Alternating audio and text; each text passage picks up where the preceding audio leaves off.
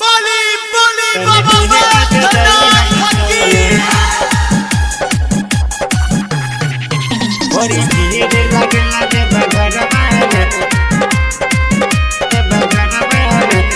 music Mantu मनी music director LK निराला पीछे तू भांगे भगवई हाना तेजी में गाड़ी चलई हाना पीछे तू भांगे भगवई हाना तेजी में गाड़ी चलई हाना भोला कर दिहे तोहरो भलहिया बड़ी भीड़ लगला दे बघरवा में तनी ठीक सजई है सैया बड़ी भीड़ लगला दे बघरवा में तनी ठीक सजई है सैया ठीक सजई है सैया बोली बोली बाबा बैद्यनाथ की लगला दे बघरवा में बोली बोली बाबा बैद्यनाथ की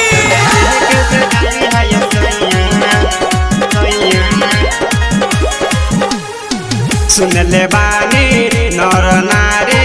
झूठे लालो सबनमा में आइल रहले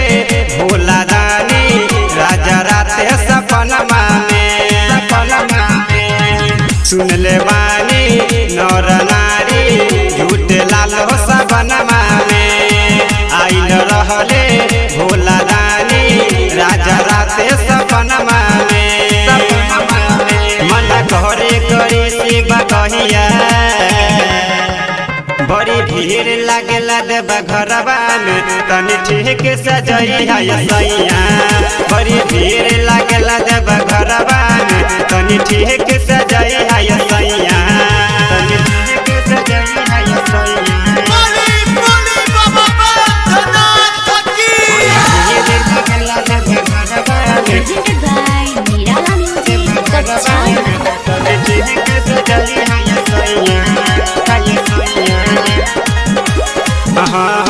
बतिया माना सुफल यादव नर गीता करबा के जानत नहीं खा नियम अबही राजा जी देव घरबा के बतिया माना सुफल यादव नर गीता करबा के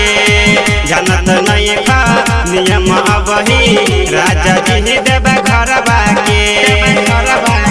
भोला कर दिहे तोहर भलहिया बड़ी भीड़ लगला देव घरवा में तनी ठीक सजई है सैया